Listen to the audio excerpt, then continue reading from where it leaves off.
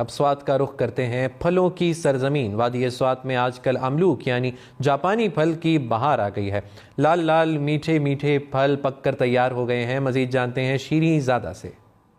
इस वक्त मैं अमलूक के बाग में मौजूद हूँ और आजकल अमलूक का सीज़न है। थोड़ा सा मैं आपको दिखाऊं, अगर आप देखें तो ये लाल लाल अमलूक खाने में भी मिसाल है, जायके में भी मिसाल है। और जितनी भी सयाह आते हैं तो वो अमलूक के बाग में रुक कर अमलूक ज़रूर खाते हैं।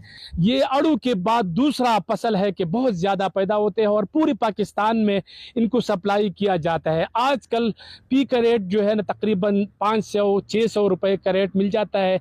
मंडियों को सप्लाई जारी है और बहुत ही ज़्यादा फसल इस दफ़ा हुआ है। किसान काफ़ी खुश है और वो ये भी कह रहे हैं कि गुज़श्ता सालों से हुकूमत हमारे साथ ताउन भी कर रहे हैं, लेकिन मज़ीद इस्लाह के लिए और ट्रेनिंग ज़रूरी है ताकि इनकी पैदावार में यानी अमलूक की पैदावार में मज़ीद इजाफा किया जा सके। जी, सिंध के दूसरे बड़े शहर हैदराबाद में यूँ तो बहुत से तारीख़ी मकामात और मारूफ शाहराहें हैं, मगर